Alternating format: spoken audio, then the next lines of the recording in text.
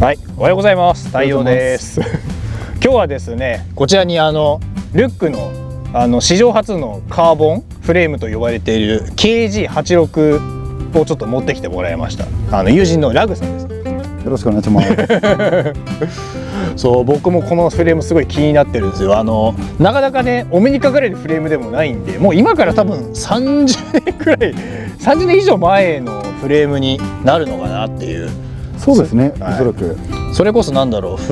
う、もうまだもう本当この自転車の、当時ツール・ド・フランスで出た自転車もう黒森しかいないような時代に突如現れたカーボンフレームらしいんですよ。僕もすごい詳しくはないんで、それも含めて今回ちょっとラグさんにいろいろ聞いてみようと思うんですけど。そうですね、とりあえずそうだね、ラグさん結構僕のルック、僕もルック結構好きなんですけど、もちろん普通の、割と比較的新しいルックも、持ってるんですけど、今回このこんなにすごい綺麗な年代物のルックも今回買われたんで、おそらくルックに対して結構特別な感情を抱いてると思うんで、はい、まずその辺のところがまず聞いてみようかなと思うんですけど、はい、このルックに興味持ったきっかけって何だったんですか？ですね、これ私の幼少時代なんですけど、もともと北国に住んでまして、北の方に、でうちの地区ってスキー盛んなところなんですよ。そうですよね。北国ではスキーですもんね。それで当時ですね、ルックのスキーのビンディングっていうのが突然現れて、そっか、ルックってそっか、スキーのビンディングで結構有名だったメーカーでもありますもんね。それですごく美しくてすごい高価で、持ってる人ほとんどいないぐらい。やっぱりスキーの方も高いんですね。いや、もう2倍3倍してると思います。多分そんなに高いです。で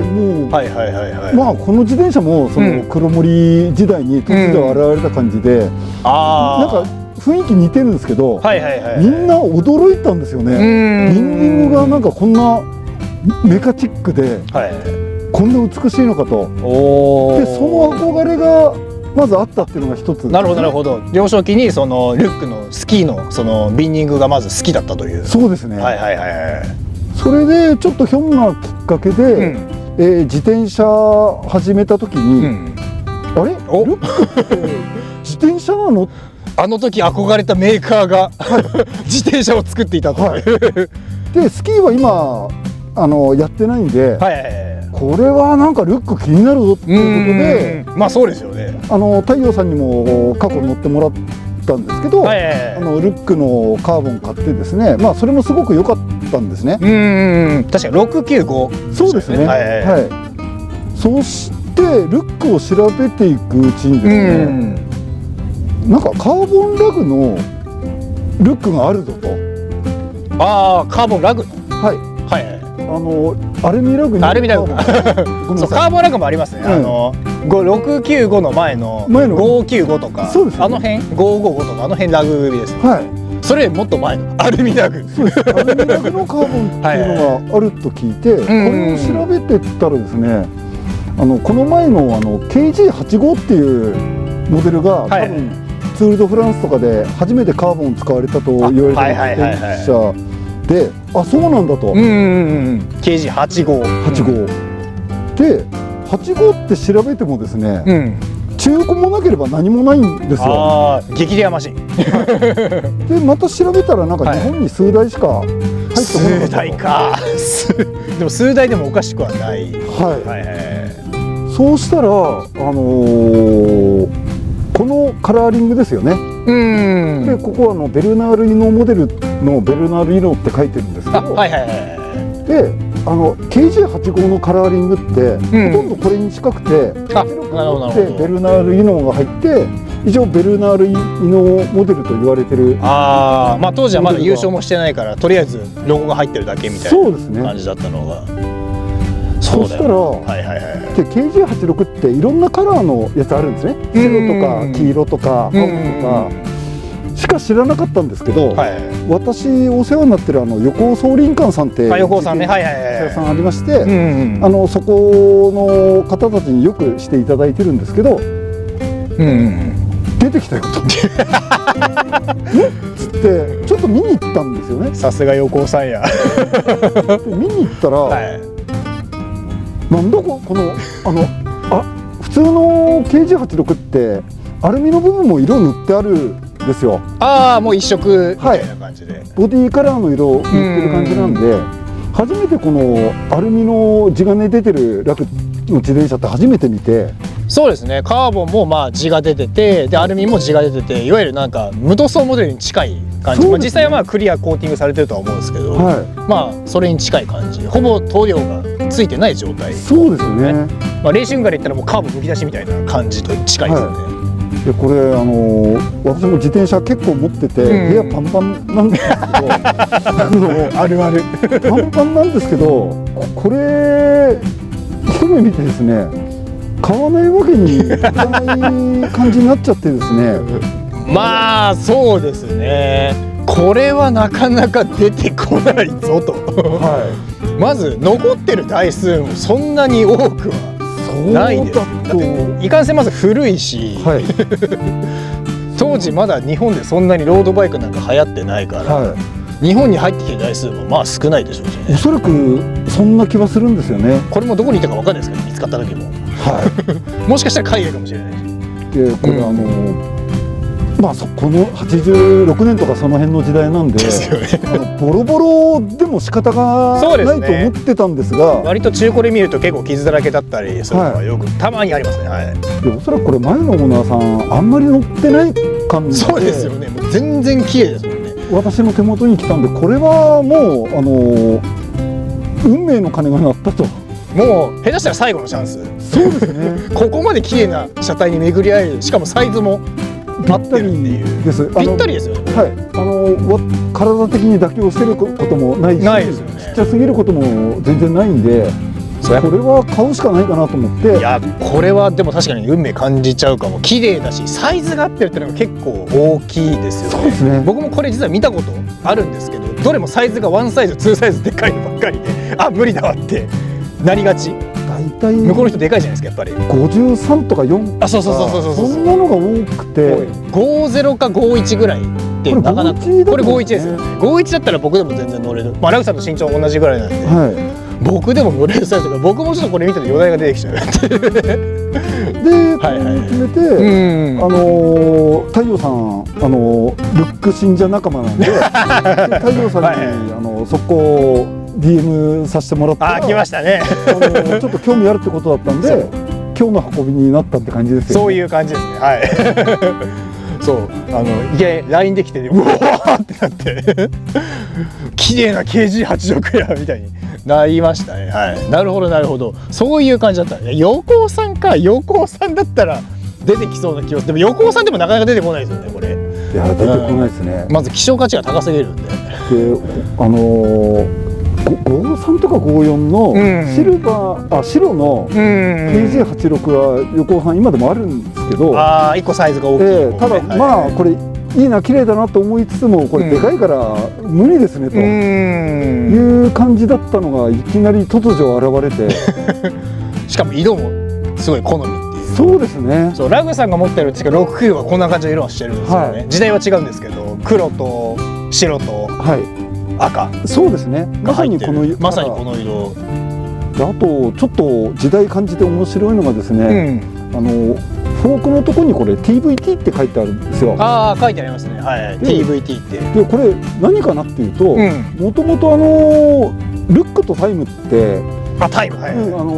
カーボンの共同開発して、まあはい、まだその時代の時の。はい。でこの時代タイムはないんですけど、TVT っていうのはタイムの前身みたいで。ああそうなんだ。でこのカーボンの柄見てもらうとあれなんですけど、ルックの典型的なカーボンではないんですよね。あ、なるほど。目細かくてタイムに近いと思うんですよ。ああなるほどね。じゃあもう編み方はもう当時のまだタイムができる前のタイムの技術がここに入ってる。そうですね。うわ美味しいなそれそんななんちょっとカーボンの柄はルックっぽいカーボン柄ではないんですけど、面白いかなっていうところですよね。じゃあ今のルックともまた違って、どっちかっていうとタイムに近い、じゃあタイムの前身の TVT で作られたカーボンアルミラグっていう。そうですね。もうなんかタイム好きから見たらもうなんか余題が出てくるんじゃないかなっていう、そういうフレームでもあるわけなんですね。そうですね。興味ある方にとったらなんか面白い時代ですし、面白い感じですよね。まだタイムができる前の、そういえば確かにこの時代タイムって聞いたことないなと思ったら、こんなところに嫌がったのかっていう。そうですね。なるほど、ルックと一緒にカーボン作ってたんですね。それがその後に独立してタイムっていうブランドになったみたいな。そうですね。なんか独立しがちなんだな、ロードバイクって意外とルイガノからガノーが出たり、ジオスからジオストリノが出たり、なんか似てますよね、そういう意味では。だから本当自転車業界が元気があって、イケイケの1世代ぐらいの時なのかなっていう雰囲気はする時代背景ですよね。ああ、なるほど。でも当時黒森しかなかったから、当時はもう本当手探りだったでしょうね、きっと作り方はもう。他何もやってなかったわけじゃないですか。そこでもう自分で作ってたわけじゃないですか。こうやった方がもっと速くなるんじゃねえかみたいな感じで考えながら作ってた。この自転車でだけでルック儲かったかっていうと、儲かってないかもしれないですね。そうですよね。もう本当に周りにライバルとかいないわけだから、価格設定とかもよく分かんないだろうし、それこそコスト度外視で作ってる可能性もあるし。そうですよね。で今ちょっとペダルはこれ、まあルックのペダルなんですけど、当時のペダルではないんですけど、当時そもそもビンディングもまだなかったんじゃないかな。まだトゥークリップの時代じゃないですかね。で実は8号の時にルックのビンディングペダル初めてなんですよ。あったんですか、もう。あ、この時からあったんだ。ですんで、この自転車とペダルがちょっと勝ちまくったルックの時代作ったっていうことじゃないかなと思ってます。当時だって白とか見るとやっぱりまだトゥークリップと黒森ですもんね。そうですね。なんならヘルメットもしてないぐらいのレベルでそれぐらいの時にもうすでにビンディングがあったと。確かにそうですよね。確かビンディングペダル初めて作ったのルックですもんね。確かそこからいろいろ他のメーカーが参入してきてるから、いまだにルックのペダルが確かその特許をなんか取得してるかなんか値段が安いんですよね。そうですよね。だからこれもう自転車だけじゃなくて、もうこの時代のルックのそのフレームと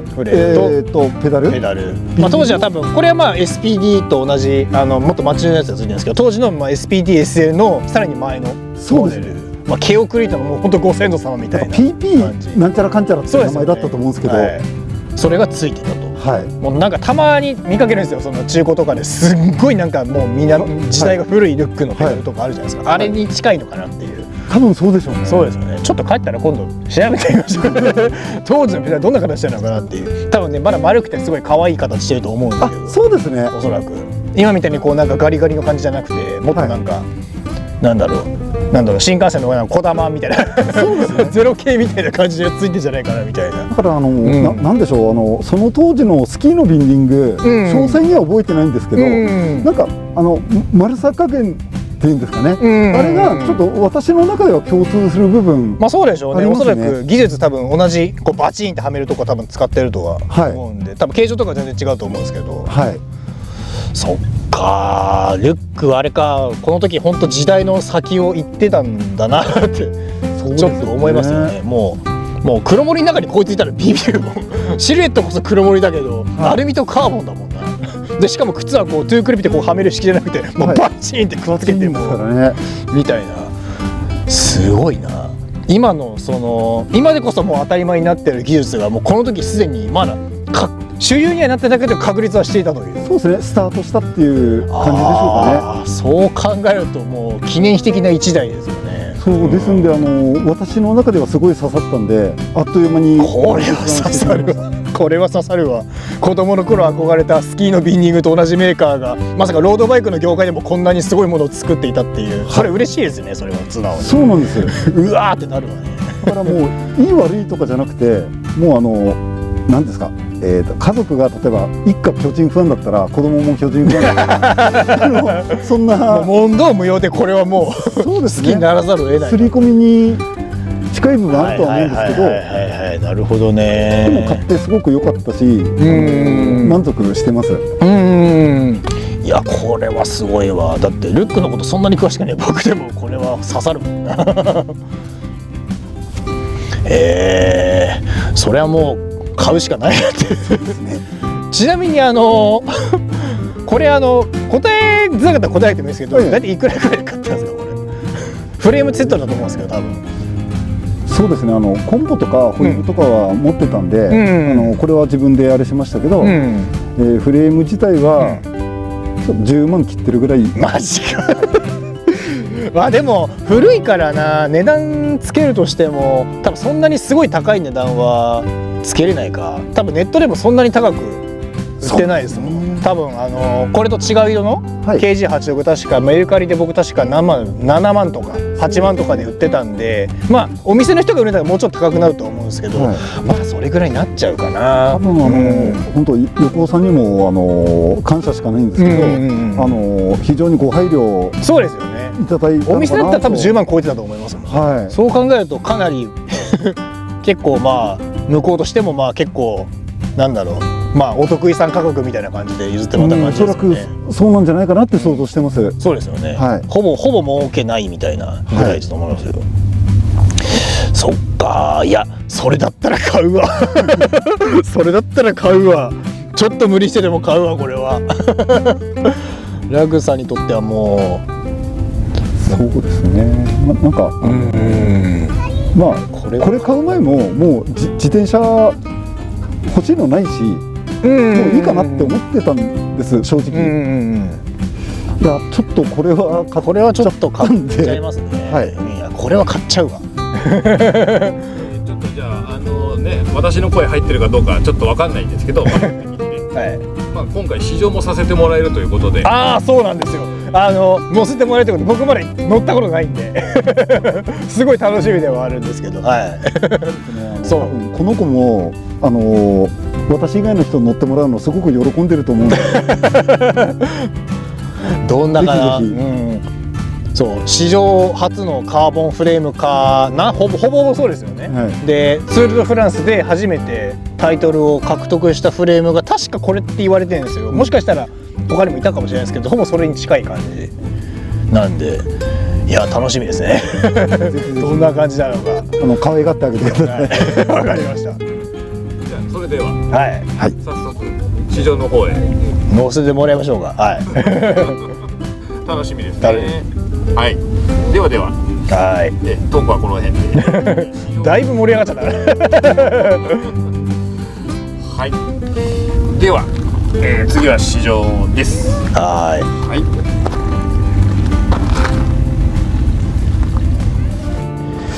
じゃあ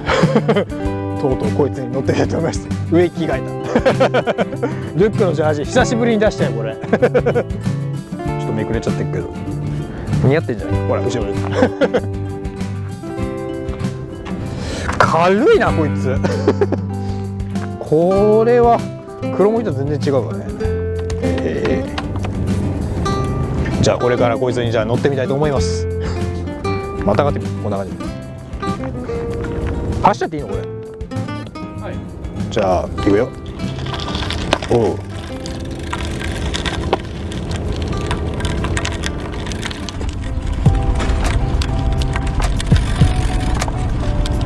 すごいよこれ本当に。もうね最新のマシンよこれ。ちょっと今いろんな自転車と比較してるけどね、そう柔らかめのカーボンフレームっぽい感じなんだけどちょっと違うんだよね。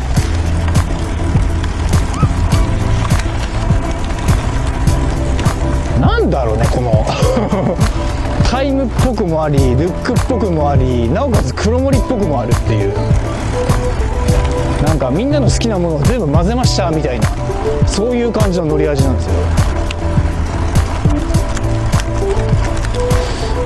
おっとカメラがどんどんこっち行っちゃう。これは確かに僕は好きですねこれ。すごい好き。だって黒森でしょルックでしょタイムでしょ、もう僕の好きなものが全部ミックスされてるもん。これはちょっと僕も欲しくなってくるねなかなかでもこのサイズがないんだよね普通に現代の自転車だよね。現代の自転車ですね。古臭さなし。クラシックな見た目から想像するとなんかすごいしなるんじゃないかとかなんか想像しちゃうけど、そんなことはなかったですね。割とシャキッとしてるというかがっちりしてるし、でもなんか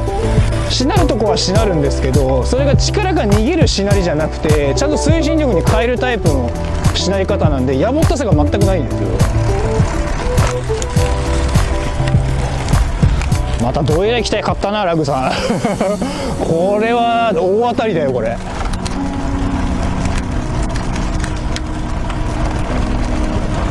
逆にこれはねもう当時のしかないから、今もうロードバイクはどんどんディスクブレーキ化してるけど、これはむしろリムブレーキしかないからね。これのディスクブレーキなんかもう出てこないだろうから、これはリムブレーキで乗るべきモデルでしょう。もしかしたら5年後7年後値段が上がっちゃうかもしれない。今ねリムブレーキどんどん値段下がっちゃってるけど、これはちょっと分かんないよ。プレミア価格になる可能性もあるよ。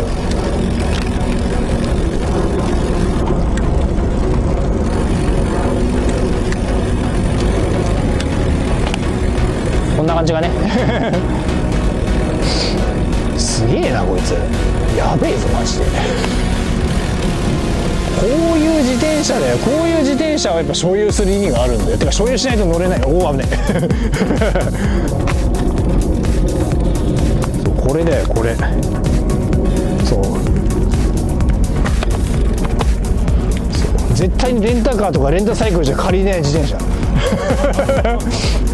そうそれこそ所有すべきものね。変な話ね、100万クラスの自転車ね、サイクルモードでいけばいくらでも試乗できるからねそんなこと言っちゃうと怒られそうだけど、これはまず見つけられないしね試しに乗ることもできないからね。僕が今回ちょっとそのラグさんっていう友人が貸してくれたから乗れてるだけだから、そうそう乗れるもんじゃない。ある意味 YouTube やっててよかったよねそんな気もするっていう。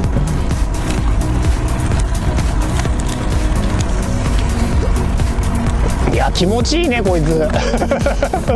すげえ気持ちいいわ。これで三浦半島とか走ってみたいよなシャープだよね。シャープシャープ。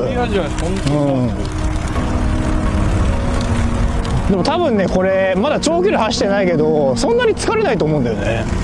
なんかね足が持ってかれるタイプのやつじゃないから、多分そこそこ長距離もいけるんじゃないかな。コンポも最新だからブレーキもよく効くしね、僕のロッシーと違って。僕のロッシーブレーキ絶望的に効かないから。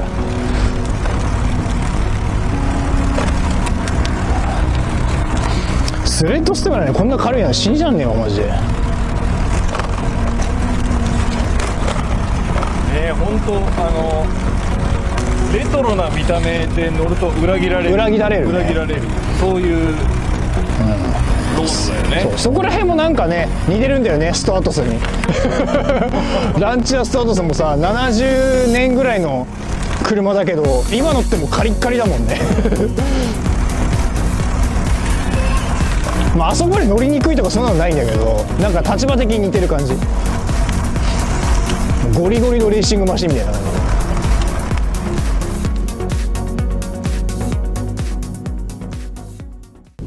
はい、というわけでKG86 乗ってきたんですけど、ちょっと最後にインプレの音声の動画が撮れてなかったので今回別撮りでちょっと撮らせてもらっております。で KG86 乗らせてもらったんですけれども、見た目すごいクラシックなんですけど、すごい乗ってみるとシャープで現代的な自転車だったので、そこがすごい意外でしたね僕の中では。もうちょっとしなるかなと思ったんですけど、結構がっちりしてて踏んだら踏んだだけスパーンって加速してくれるところがあったので、そこはねいい意味で裏切られましたね。ラグさんも言ってましたけれども、なんでまあクラシックな自転車を想像してると結構面食らうんですけど、そういうのなしに乗ってみるとむしろこの時代86年ぐらいにもうすでにここまで行ってたのかって思うと、すごいルックの底力取れないなって、ちょっとルックを見直しましたね僕の中では。はい、もともとよく好きなんですけど、はい、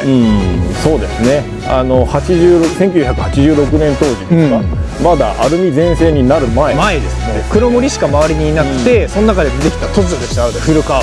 ボン、でその後カーボンにこうなるのかと思ったら、まずアルミ全盛の時代が来て、そこからアルミとカーボンのハイブリッドが出て、で今のフルカーボンに移行していくんですけど、そこに行くまで結構時間かかるわけですよ。だからそういう意味では時代を先取りしすぎていたみたいな、そういう自転車だと思うんですよね。周りは黒森ばっかりの時代ですね、まだ。そうですね、なんかエポックメイキングな1台そうですねっていったところですかね。そう、もうビンディングペダルもそうだと思うんですよ。あの時もう2クリップが当たり前の時代に唯一ビンディングペダルがあの自転車に確か当時ついてたので、そういう意味でも今のそのビンディングペダルをこう使うブームってか、その流れにもう早く行ってたっていう、まあ火付け役的な、ね、火付け役でしたね。まあその時は火ついてなかったかもしれないですけど、おそらくそれがまあ時代が追いつくまでちょっと時間はかかるけれども、まあ先取りしてて、それが今まああるって思うと、まあ今のカーボンフレームのまあそのご先祖様的な、先駆者的なところはあったのかなっていう、